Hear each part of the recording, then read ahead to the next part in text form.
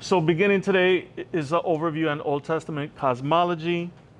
In other words, cosmology is the study of the worlds, okay? And an important related term is cosmogony, okay? Cosmogony means to become, be created, okay? Refers to any theory describing the origins of the world, okay? Other related terms, and this is what I hope to cover in the series. So today, cosmology, cosmic events, sacred space, microcosms, and cosmic geography. Why? Because if you have a little bit of better understanding of these things, when you read the Bible, it will make a little bit more sense. Okay? That's basically why. And we strive to be good students and readers of God's Word, and this helps. Okay? So a more deeper or more detailed definition of cosmology comes from this Dictionary of Biblical Imagery. Cosmology is the common theme and goal of creation, narratives, and cosmological speculation in any era. So that's any time, ancient or modern. You have a cosmology now. Your cosmology that you have now is more based on science and what you know about the things that exist. Like you know that the Earth is a sphere and it's in space with other planets and the sun, and together those make a solar system and so on. That's cosmology that you understand there. Okay. So what was it? Okay, ancient or modern. It is a coherent articulation of the forces, divine or natural, that will account for the observable universe. The images of ancient poetry, including those preserved in the Old Testament, reflect an actual view of the cosmos. Okay, so the view of the cosmos, the cosmology of the Old Testament, is different from our view of cosmology. And even the cosmology of Old Testament and New Testament has differences. Okay? So not as much, but there is small differences. Okay? A view so different from our own that to understand it, we must set aside our own assumptions about the universe. Okay? The images of the cosmos in the Old Testament do not attempt to present an exhaustive explication or explanation of a complete cosmology. They are instead snippets, passing illusions of a common literary background of the ancient Semitic people. Only the literature of neighboring cultures presents a more coherent and complete presentation of this shared cosmological outlook. So basically what that's saying is that the cosmology of the Bible isn't always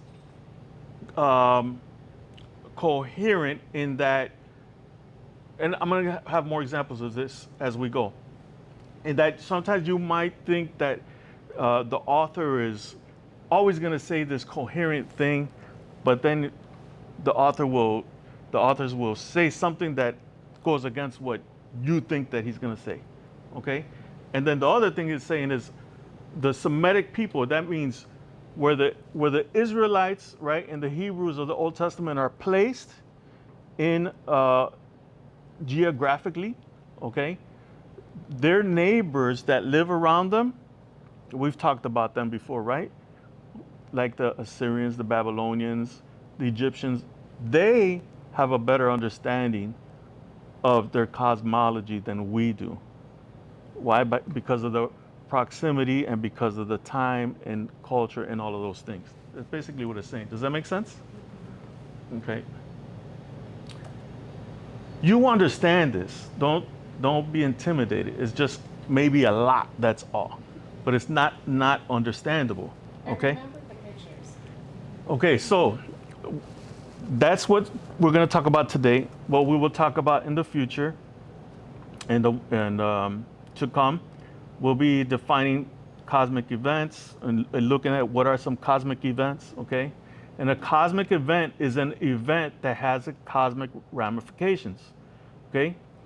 It is an event that not only has an effect on the present time the event is happening, but it also affects the past, the past and future realms and beyond where the event is happening. Okay, an example of a cosmic event is the fall, right? What is known as the fall of man, quote unquote, in the Garden of Eden.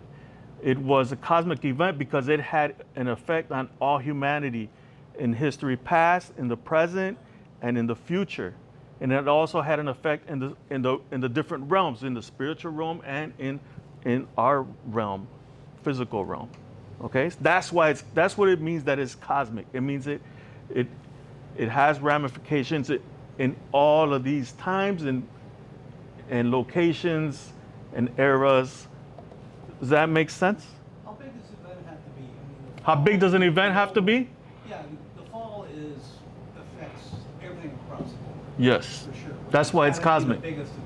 I mean, how small can the event be to be a cosmic event? That's a good question. I mean, if it's small, if it's so small, but it still touches all of those different things, I mean, is it really small then? Well, that's what I'm trying to understand. It's not you can find. I mean, you know, they ate a piece of fruit. That in itself, if you're looking at just events, you pick it up, you eat it. So that's just small, but the cosmic ramifications of that, like you said, was for everything. So, and the thing about like you said, you think about eating a fruit, as it said, and that seems small, but you know, there's other So many ramifications in that. others involved. It's not just Adam and Eve involved. There's the quote unquote serpent that's involved. God is in it. So it's a lot more involved than it seems. Plus And there was instruction. and usually those little things can, you know, we kind of just read over them and don't really see like all that can be going on there. Now, with Babylon becoming a global power, at least in that area, I mean, would that be a cosmic event? Say that again? Like Babylon rising up into power. Would that could be a cosmic event? I mean, it definitely can be. The fall, the flood, birth of Christ. All definitely. I mean, it's possible. I haven't thought about it, and I'm not sure specifically what you're thinking about. I'm just trying to have a better understanding of what that means. Well, you know what? When we get to that class, we'll talk more about that. Okay. Okay? So, yeah, keep that question in mind. My questions. Write it down. No, you don't hold the question, but write it down, Okay. because we'll try to search that out more. Okay? I'm sorry. Yes. But I want to make sure that I got it right. So putting together what these two gentlemen said. Yes. So taking an apple off of a tree, taking a bite, no, it's not. But what happened because of it Yes. is a cosmic event. Yes. Do I got it? Yes. Okay, And thank you. and who was involved, Right. and how it's part of like the grand story of Yeah. The fall Of everything. sin. We'll get more into it. We'll define it more as we go. So you could even say, like the Cain and Abel incident, where Cain killed Abel. Yeah. Because that was, he killed the seed, the one that was chosen. And then from there, yeah. But then. I'm not gonna say no, but maybe. I don't know for sure. I didn't think about it that way either, so I'm not sure. I'm not gonna say no, but I'm not sure if to say yes. You keep that and put that question in your notebook too The for whole word cosmic is what throws off. people. Yes. So okay, so But like, even if you think about that, it did have ramifications for everything, because then Seth needed to be produced or come about, because the one who was supposed to be the seed was now dead. And then it affected, and even nobody knew about it, but God knew about it. So he said, I know about it because the blood is on the ground. the blood cries out. Yeah. Yes. Okay. We'll also, I've taught on sacred space before, and Tyler mentioned that I think the last Sunday school, and it's been a while since that. It's been at least a couple years, and new people since then have come. So I thought I would touch on that too. Sacred space. Sacred space is a place where God is encountered in a special or direct way, by virtue of which the very place becomes holy and set apart from ordinary space. It is a point of reference to which people return, either physically or in memory. Some sacred places are a site of one's only encounters with God, while others are places of perpetual visitation. Okay, and then we'll get into cosmic geography.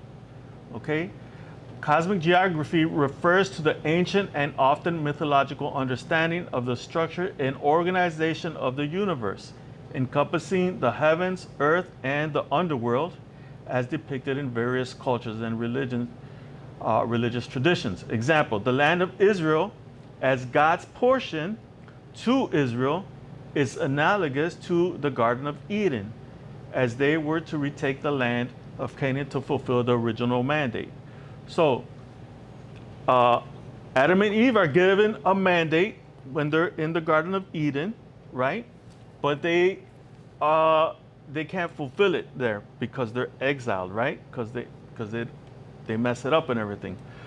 But that doesn't mean that they don't have to fulfill it anymore. God still wants humans, man, to fulfill the mandate. And so Israel is to fulfill that mandate. And that's what them taking the land of Canaan is about. Okay? Does that make a little bit of sense?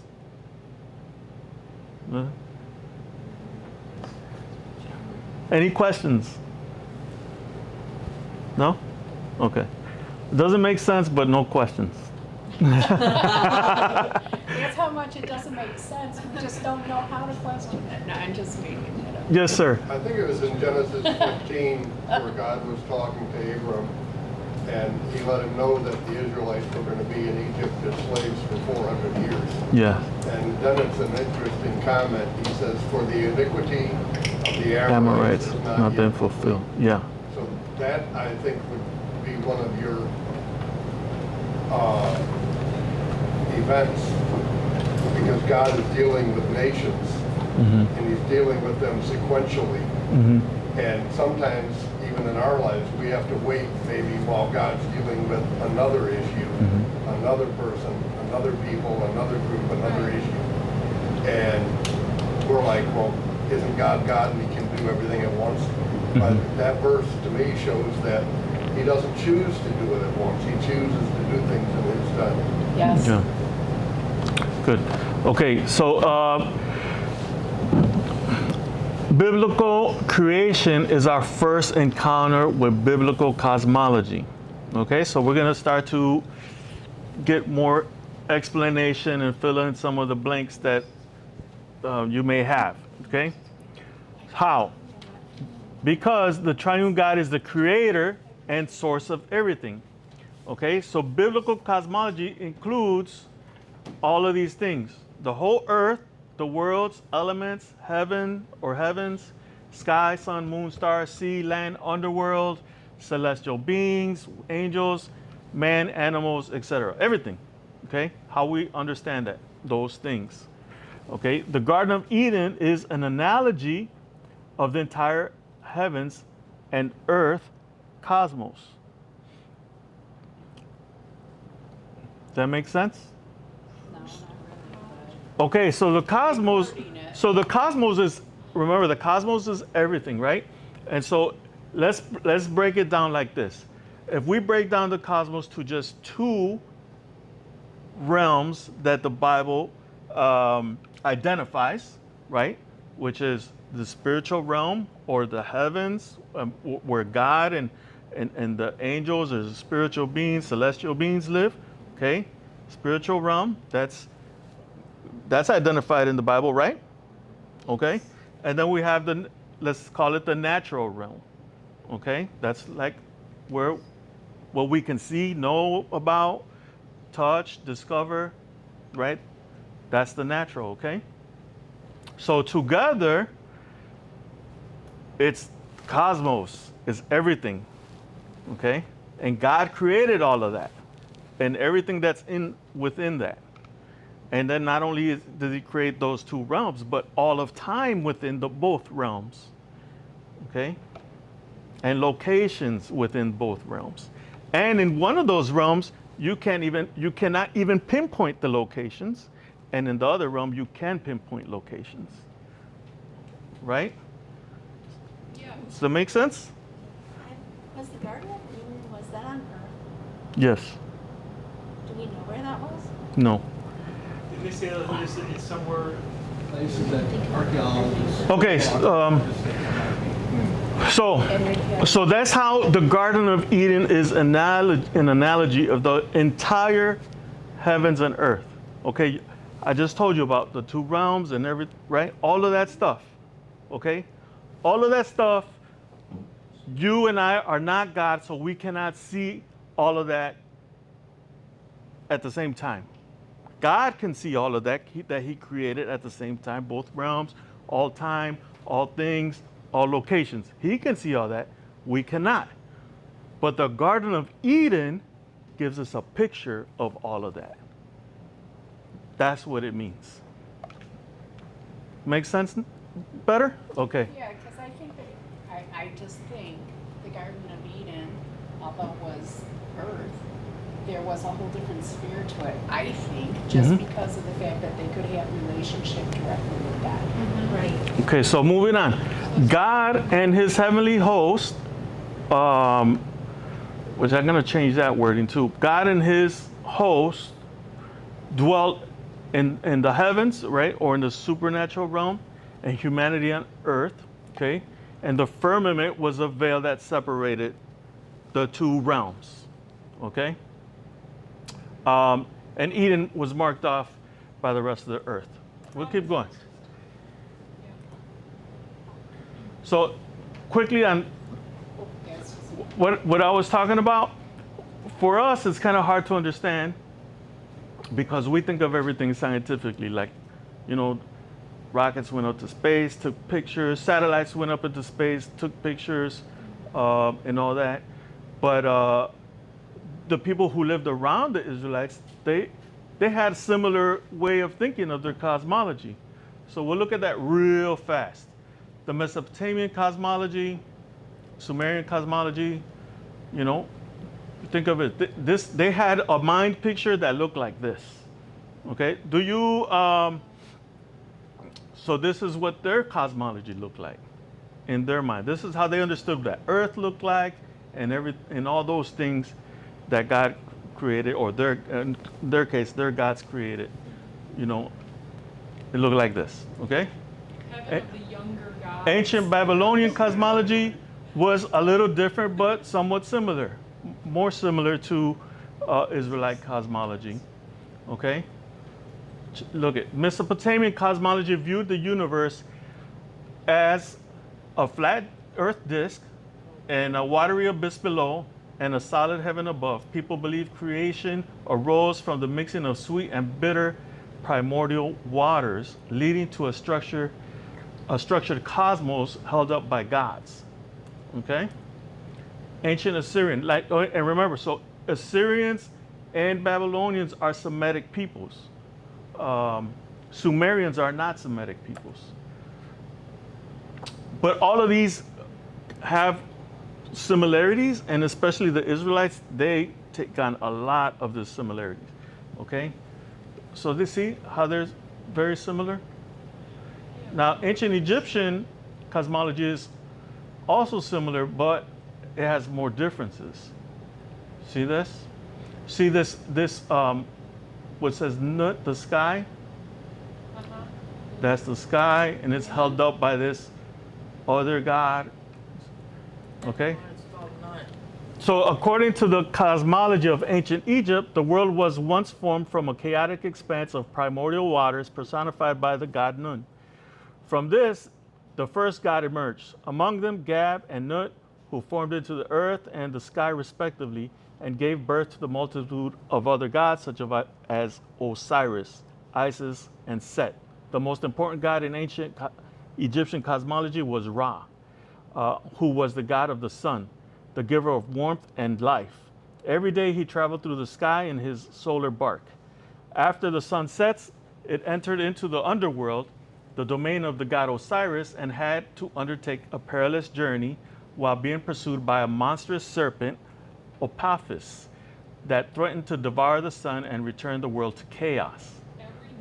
And that was their cycle. That's their cycle, and they had other cycles And too. look at the shape of the night sky. Yeah, so that's okay. Ancient Mediterranean cosmology. So Greek cosmology. Look at this one. See how that looks? That looks strange, right? That looks like a world with the panties on, or something. Why? Well This is why. But look, there's a reason.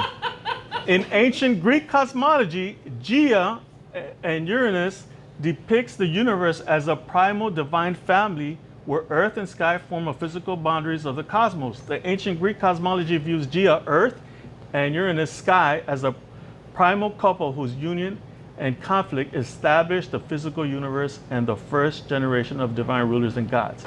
So earth was Gaia's, and they put femininity onto it. Yes. So that's called Taurus. You heard of Gaia? Like this people still talk about that. If you ever heard Gaia, that's where it comes from. Okay. And ancient Roman cosmology. Ancient Roman cosmology was a geocentric model that combined Greek scientific philosophy, Stoic belief in a unified living universe, and practical civic divination.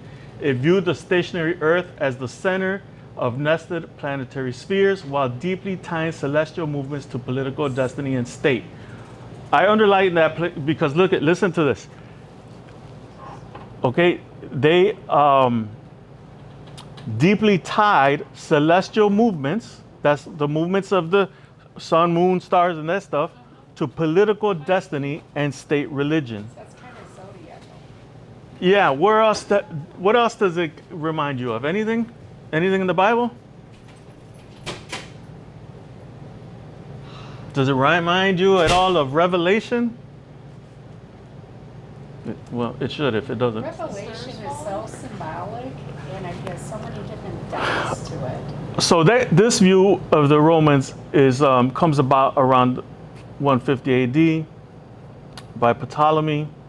He creates this geocentric mode, and this was where it starts moving away from like the ancient way of cosmological thinking to more scientific. Okay, but it's still blended. It's still mixed because it's not. As you can see, it's not perfected. The Earth is in the center here, not the sun. So Ptolemy, wasn't that the name of one of the Egyptian kings? So there was a lot of Ptolemies, and Okay. I get mixed up with them all. So It's interesting that it was the Catholic Church that was insisting that the Earth was the center, while it was a Christian sign. It was a scientist who was a Christian who pushed that the sun was the center. Hebrew Israelite cosmology. We're gonna get into the mind of an Israelite. Okay, that's what we're gonna try to do. Okay, so now back to cosmos. Okay, the word cosmos is a Greek word.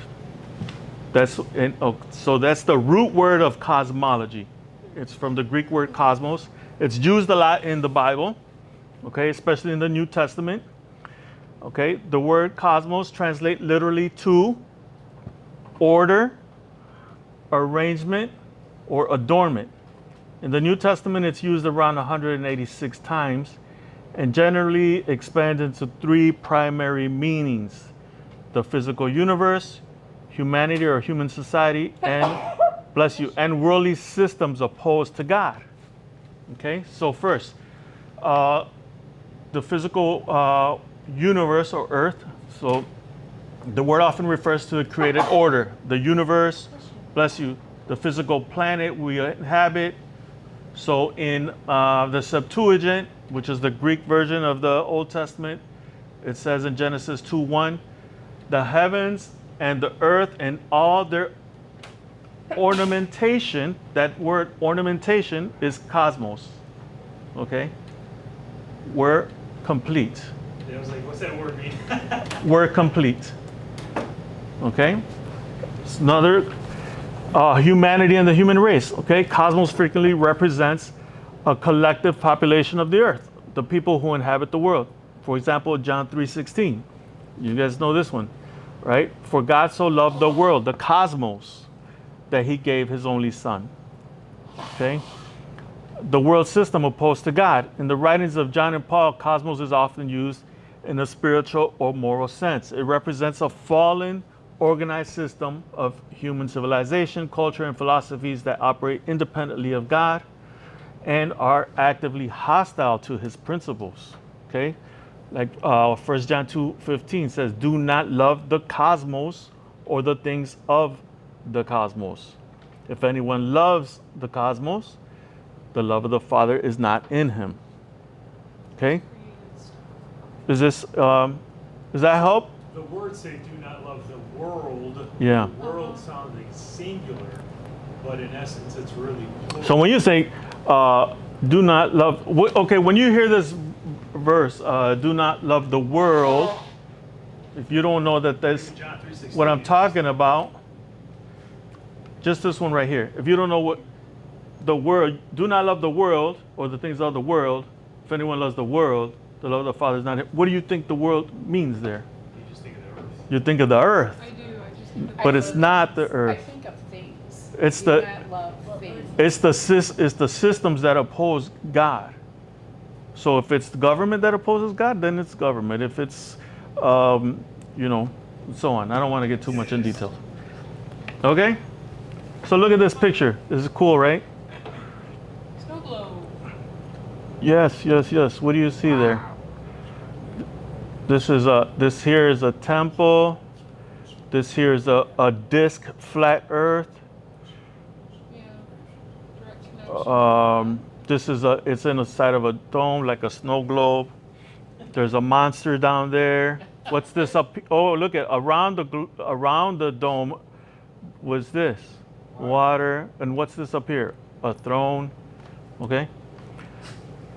So I'm not gonna go through all these verses because I don't want to keep you guys too long. Well, we can get this on YouTube, right? Yeah, right.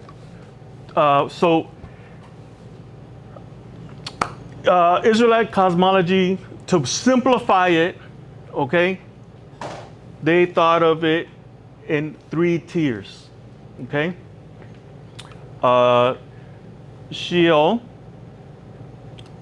heaven or the heavens, and earth, okay? We're looking at it simplified now. If you have questions, you can ask, or you can table them for the next time. Okay, so there you go. Heaven, earth, Sheol, underworld. Make sense so far? What was that? 3-tiered what?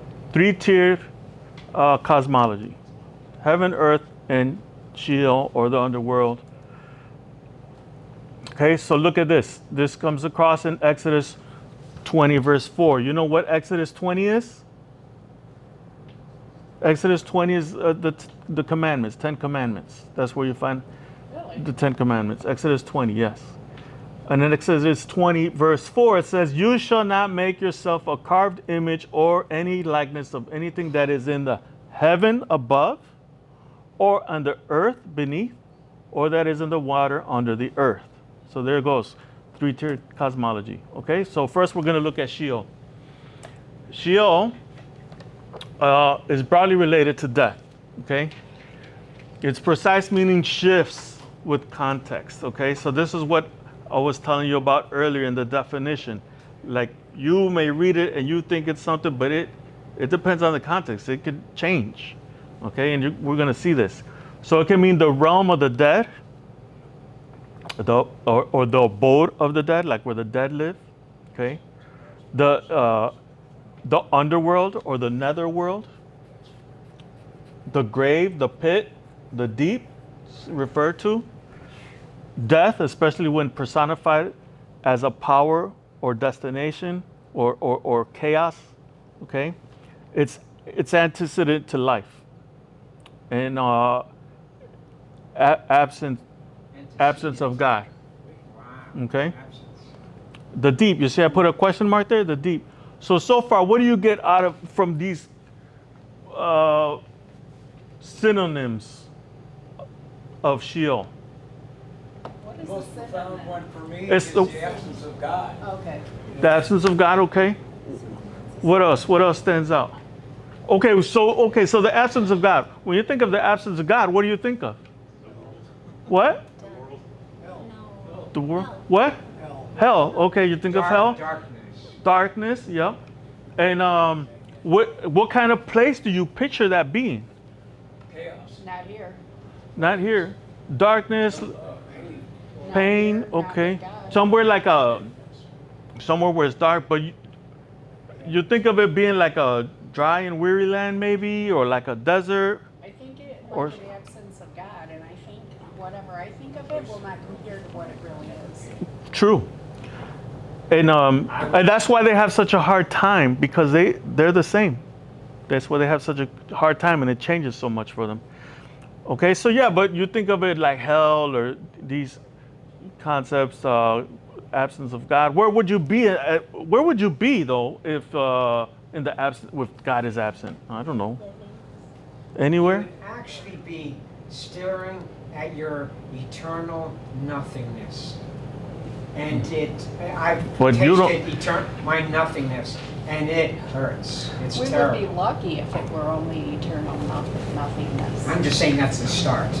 Okay, so look at good. A lot of thinking going on. So Sheol is the underworld.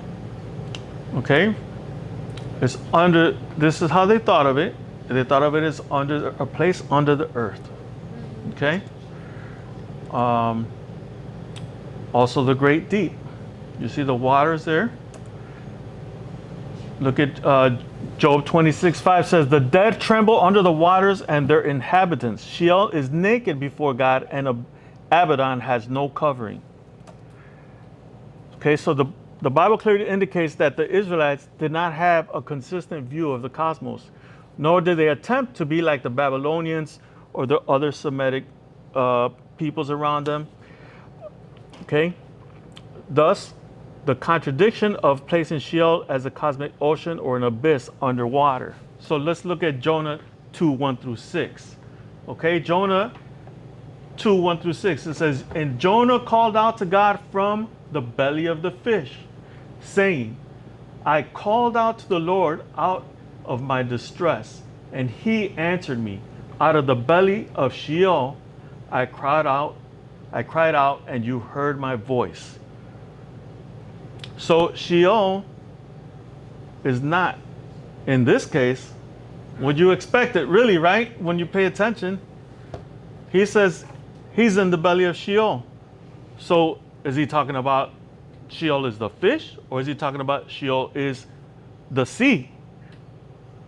Or just that he's dead. Or just that he's dead? Negative for like, yeah, that he's in a death Okay. experience. I think it represents like where Jonah actually was. If you can imagine him being inside of a whale, for Mhm. instance. He's Okay. in darkness, It goes on to say, separated from everything. "From the belly of Sheol I cried out for help. You heard my voice, and you threw me into the deep, into the heart of the seas, and the sea's current surrounded me. All your breakers and your surging waves passed over me." So from the rest of this, I gather, to me it looks more like he's talking about because he's in the sea. This is how I understand it. And being in the sea is like he's left for dead. Well, not only that, but if he is within a whale, the belly of a whale, there's got to be water in there too, and he's got to be looking for air pockets to breathe. If I were to look at it in a Yeah. real sense. So here's the thing. I'm not saying you're wrong or right, but I don't think know. sometimes we try to like read more into it than is actually there. And the moral of the story is He's where man cannot live. That's right. You see? Man cannot live in the water, especially in the belly of a fish, in the water. He's left for dead. That's the moral of the story. And that's why Jesus can say, I will give you no sign except the sign of Jonah. You see? Yeah, I don't want that sign. And I said, it goes on to say, Jonah goes on to say, and I said, I am banished from your sight. Okay, there's absence of God. I don't know what's going on with this thing. I hope it doesn't die. It's not charging. It's not charging. Can you help me with that, Don, please? I'm banished from your sight. How will I continue to look on your holy temple? Should it be the other way? Didn't fix it. The waters encompass me up to my neck, and the deep surrounds me. Seaweed is wrapped around my head. I went down to the fountains of the mountains, the underworld. Okay? Its bars were all around me forever. Okay, so let me read from this Sheol. Listen to this. I read that part already about Sheol. As already noted, the netherworld is not primarily a place of punishment. It's simply an abode of the dead. The place is dark. Silence pervades. Those who dwelt in this place were called shades. In the Greek thought, the word shades describes ghosts or spirits. But in Israel, the word describes beings who are but a shadow of their former selves. In other words, they no longer have fullness of being experienced in life on earth. So they don't have the fullness of life. Okay? So death, you know. Most are even unable to remember God. And so as they're in Sheol, they start forgetting God because he's not present. Yes. So they're afraid that this is going to happen to them. So it's not a matter of fact that they forget God, because if they did, how would they be able to tell? But the point is, in Israelite thinking, they're afraid to go to Sheol because they think they will have no presence of God and that they will forget God. Okay? Let's see what else it says. So then it changes, okay? Later in the Second Temple period, however, the understanding of Sheol underwent some development. Though initially it was considered a final permanent place for the dead, like in Isaiah, in a shadowy or hollow existence. In this period, Sheol was conceived as an intermediate place to be followed at some point by a reward or punishment. So purgatory to the Roman Catholics. So it's like a purgatory, similar, but it's not the same thing. So then it says, the Greek Bible, Sheol, is usually translated as Hades, which is a Greek word, but it doesn't relate to Hades of the Greek mythology. In the New Testament period, it changes some more, okay? And Sheol or Hades came to be understood as a place of punishment for sin. Okay, so that's the thing. This is changes. Why does it change? Because they change in their understanding of Scripture. They understand because of the revelation they receive, because of what they go through. That's why. Does that make sense? You know what I'm talking about? Yeah. So do they think that this happens while they're alive or when they die? When they die. When they're waiting to be So it goes from them seeing this place, how we've initially talked, all those synonyms I gave, right? And then it changes in the so in the intertestamental time, or what is called the 400 silent, it's called the 400 silent years. Right. It changes, it develops, and then in the New Testament it develops some more. And so by the time it gets to the New Testament, remember the New Testament is written by Jews, you know, but these are now Christian believing Jews that believe in Christ. So they're it changes. Now they believe in Sheol as a place of punishment. So there's development there.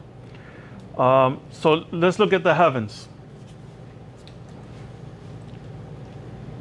Okay, heavens. The first creation story in Genesis reports how God created the world on the foundations of the watery abyss. God made a dome or firmament to separate these waters into a mass above the dome and the mass beneath the dome. God named the dome the sky. Shamayim is a Hebrew word. It is as firm and solid as the earth. Actually, it was believed to be like a metal, a shiny metal that God pounded out and curved that way. Really? Yeah. It is as firm, as solid as the earth, yet the psalmist says that God stretched it out over the heavens like a tent. The sky is supported by pillars. Okay, so this is the sky dome. Okay, see it's vaulted, and inside of there is the sky. So most of the time when the Bible in the Old Testament is talking about the heavens, like the heavens declare the, what is that, Psalm 19, the heavens declare the glory of God, it's talking about this area, this is talking about this area right here, okay? Because they thought the stars and all of these things were inside of this sky vault, Which is this heaven, dome. which they thought was heaven. They thought this is the heavens, yeah. Okay. This is the more clear, the firmament. This is the firmament, and it's called the rakia in Hebrew. Rakia. This is the one that is like a shiny mirror metal that separates the waters from the waters. And so there's, Because they thought that water was above the firmament. yes. And see these mountains here, these would be the pillars. The metal Okay. thing. Yeah. So Job says, can you, like him, spread out the skies hard as cast metal, as a cast metal mirror? There you go. So there's waters above right here, land and air, and the great deep waters below. Okay. So you see there's waters. It's another way to say Genesis 1, 6 through 8. And God said, let there be an expanse in the midst of the waters, and let them separate the waters from the waters. And God made the expanse and separated the waters that were under the expanse from the waters that were above the expanse. And it was so. And God called the expanse heaven. See, that's where that comes from. These are the foundations. Foundations hold up the firmament. Rakia. 2 Samuel, the earth trembled and shook. The pillars of the heavens rocked back and forth. They trembled because the Lord was angry. Okay, then they also thought that the heaven had like windows, okay, so that the rain could come, because up here was water. This is like what happened with Noah, how they seen it. See that? It didn't rain before Noah, right? Correct. No, water came up. Yeah, that was part of. I mean, it doesn't say that it rained before Noah. Genesis 7:11 says, Noah was 600 years old. It was the 17th day of the second month of the year. On that day, all of the springs at the bottom of the oceans burst open. God opened the windows of the sky, and rain fell on the earth 40 days and 40 nights. Then continues and it concludes, the springs at the bottom of the oceans had been closed. The windows of the sky had also been closed. The rain had stopped falling from the sky. And also, guess what's up here? It looks like a throne. Above the heavens. This is the heaven above the heavens, okay? The throne of God. Thick clouds veil him so that he does not see, and he walks on the vault of heaven. This is why they think that, because they think that he, that God walks around up on top of this vault here. That's how they see it. Okay, they take everything very literal. Okay, Amos 9:6. The Lord builds his palace high in the heavens. He lays the foundation on the earth. He sends forth waters in the clouds. Then he pours them out of the surface of the land. His name is the Lord. Earth. Well, you want me to read you some more about sky, about the heavens? I'm sorry, I missed the very first part, and I apologize. So, when you're talking about the dome, and the firmament, sorry. You're fine. So there is, or that's what they were. That's how the Bible authors and the people that lived at that time that was written, that's how they believed the that's cosmos what they believe. Okay. were. Yes. Okay, thank you. Okay. Let's see. Okay, so a countless number of stars were affixed in the sky, Genesis 1:14 through 18, but the sun and the moon coursed across it. There were also windows in the sky through which God could shower the earth with gifts or punishments, rain, manna, even wind or spirit. Okay, I got a bunch of verses for that. The sky serves as a vehicle for audio-visual communication from God too. So like Daniel 6:27 says, He works signs and wonders in the sky and on earth. The rainbow is such a sign. Thunder was believed to be the voice of God. Okay. Yeah. So, and then perhaps most important and often overlooked feature of the sky is the opening that allows one to travel from the earth to the other side of the sky where God lives. Okay?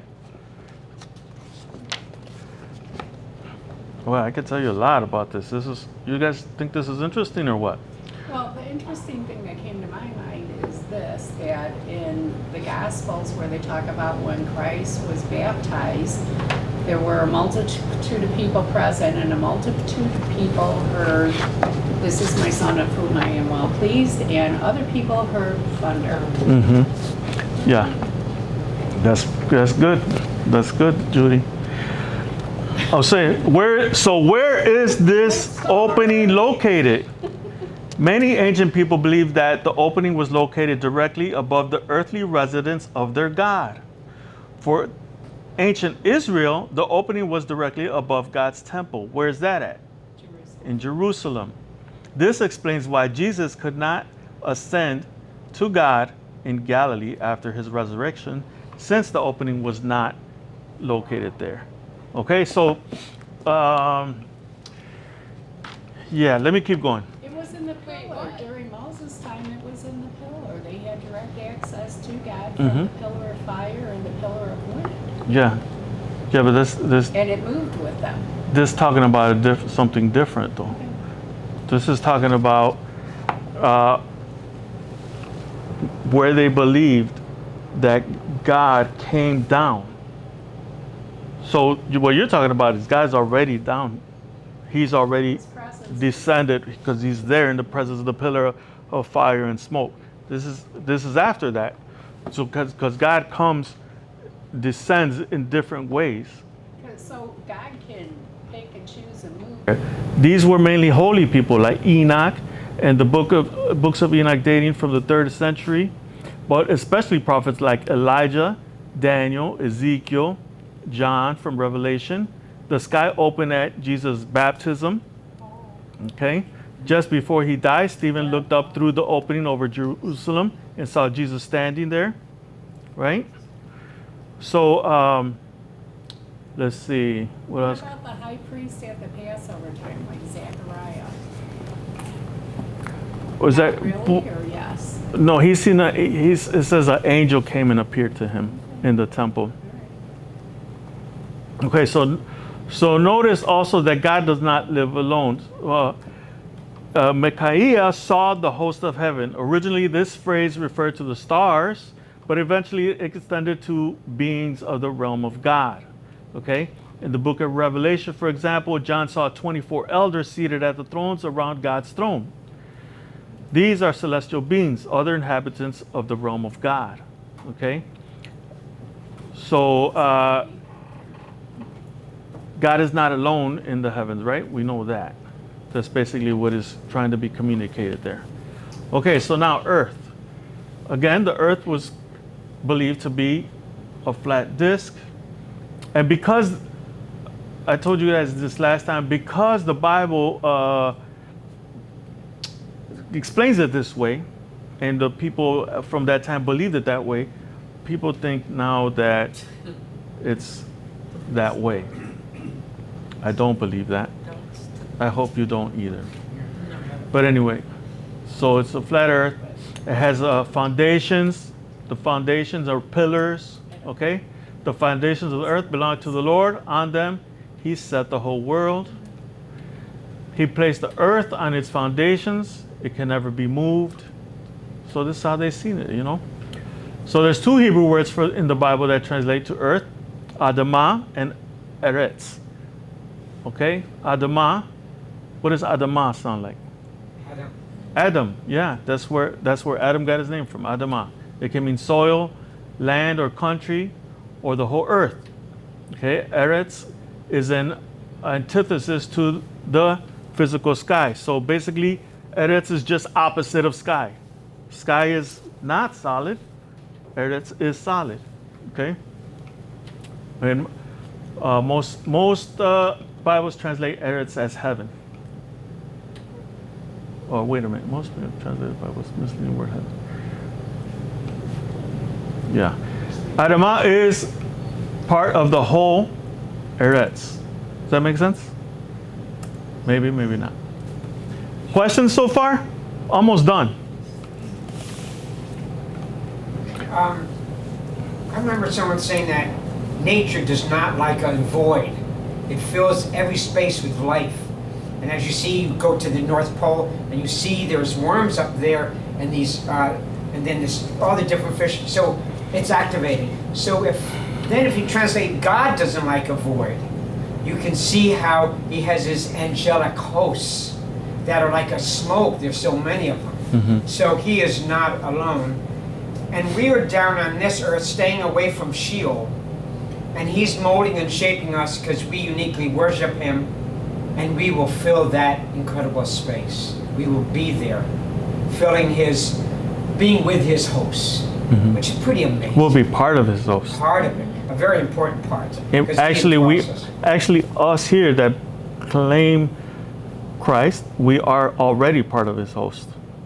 Amen. Okay, Job 38, 1 through 6. Who is it that darkens counsel by words without knowledge, dressed for action like a man? What if God told you that? I will question you, and you make it known to me. Where were you when I laid the foundations of the earth? Tell me, if you have understanding. Who determined its measurements? Surely you know. Or who stretched the line upon it? On what were its bases sunk? Or who laid its cornerstone? Okay, so that's it for Old Testament. I think I try to simplify it by just doing like heaven, earth, Sheol.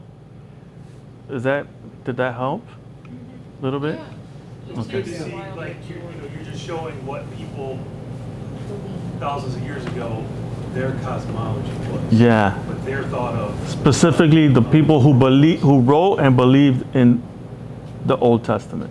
Why? You said it, they thought of it like literal. Yes. So. Yes.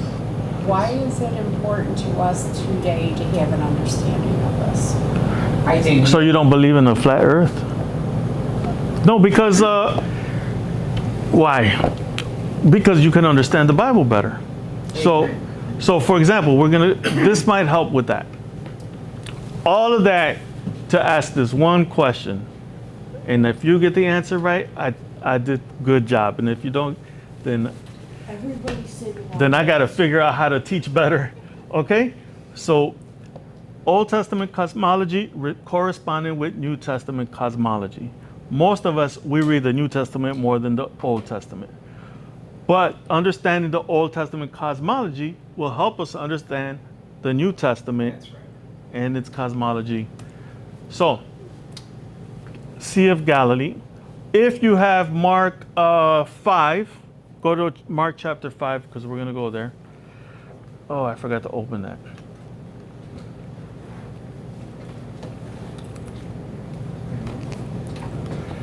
Go there. I'm Did gonna you say Mark 5? Mark 5. I forgot to open my Bible.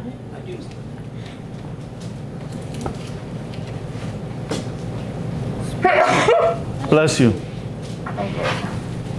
Do any of you girls want any of this? I could ask a lot of questions. No, thank you. But I'm just gonna ask one because I'm hoping that you will get this right. So I don't know if it's allergies or it's just Mark 5:1. sinuses. Mark 5:1, right? 1 through 20. Okay. All right. Okay, so this is about the man who had many demons. That is such a fascinating story. He was possessed by many demons. Okay. Legion. Let me have a drink and then we'll read. Ready? There came to the other side of the sea, to the country of the Gerasenes, and when Jesus had stepped out of the boat, immediately there met him out of the tombs a man with an unclean spirit. He lived among the tombs, and no one could bind him anymore, not even with a chain, for he had often been bound with shackles and chains. But he wrenched the chains apart and he broke the shackles into pieces. No one had the strength to subdue him. Night and day among the tombs and on the mountains, he was always crying out and cutting himself with stones. And when he saw Jesus from afar, he ran and fell down before him. And crying with a loud voice, he said, "What have you to do with me, Jesus, Son of the Most High God? I adjure you by God, do not torment me." Okay? That's important. Do not torment me. There's a reason why I explained to you about Sheol from the Old Testament and how it changed into in the intertestamental period and then changed into the New Testament period. There's a reason why I told you that. Okay? It has to do with this. Do not torment me, for he was saying to him, "Come out of that man, you unclean spirit." And Jesus asked him, "What is your name?" He replied, "My name is Legion, for we are many." And he begged him earnestly, the demon-possessed man begged him earnestly not to send them out of the country. Oh, that's curious too. I bet that has to do with cosmic geography. Now, a great herd of pigs was feeding there in the hillside, and they begged him, saying, "Send us into those pigs, let us enter them." So he gave them permission, and the unclean spirits came out of the came out and entered the pigs and the herd, numbering about 2,000, and they rushed down the steep bank into the sea and drowned into the sea. Okay, They were released. hold on. Here's the question. See if you can get the answer right. Where did the pigs go? To the water. The deep. Yes? Sheol. Sheol. Sheol? That's what it's saying. Remember, Sheol is just a place of the dead. It's just a place where there's, I had all those, remember the list of synonyms. But then we go into the intertestamental period and it starts changing. Now it's a place where you get reward and punishment, kind of a holding place, right? I told you guys that. And then when you go into the New Testament, now it's more solidified that it's a place of punishment, right? Yeah, for sin. So that's why Legion says, "Are you here? Do not torment me. Do not send me to my punishment," right? But he does. He sends them to Sheol. After You all get the it? That's- times I've read this, I thought Jesus didn't. He just sent them into the pigs and the pigs jumped into the water. They did. So where is Sheol and the birds? Where was Jonah In the when he cried out? belly of a fish. The belly of Sheol. representing? If you think about it like that, it's them the pigs jumping into the ocean, sea, whatever it was. It's representing shield. You. Jason. So you, Okay. What's the P word that you said? They're in, shield. You guys can come in. Shill is the. Yeah, I know. I live here. Yeah, Thanks. P word you just said I did? into, Not sure. Pigs. Let me finish reading so I can wrap it up. I don't know. We've been here a long time, right? Okay. I guess you guys liked it because you didn't kick me out yet. The herdsmen fled and told it to the city and the country, and people came to see what had happened. And they came to Jesus and saw the demon-possessed man, the one who had the legion, sitting there, clothed and in his right mind, and they were afraid. And those who had seen it described to them what had happened to the demon-possessed man and to the pigs. And they began to beg Jesus to depart from their region. As he was getting into the boat, the man who had been possessed with the demons begged him that he might be with him. And he did not permit him, but said to him, "Go home to your friends and tell them how much the Lord has done for you and how he has had mercy on you." And he went away and began to proclaim in the Decapolis how much Jesus had done for him, and everyone marveled. So This is the only guy that Jesus actually said, "Go and tell others," because all the other people he told, "Don't tell anyone about me." But Well- these were not Israelites, these were Gentiles. I mean, I'm just. So with that, you guys, we can talk more about that or put the questions. Go home, tell your friends. Okay? Or go. Let's pray. so these guys were the Gentiles? That's may or may not be. I was looking into that and I don't have an answer yet. Yeah, that's when they taught us this, and I don't know how many He wants Sundays. to Okay. Okay, let's They pray. have pigs. Next person that talks praise. Pigs are Holy Father, Have- thank you for this Same time together. Bless us with the study that Efren put into about how the people alive during the Old Testament time, how they believed about the world around them, conflicts involved. Lord, help us to understand this information, to increase our knowledge about you. Bless our day together as we depart from here, this whole sanctuary, come back together. In Jesus' name. Amen. Listen, you don't have to know this stuff. I just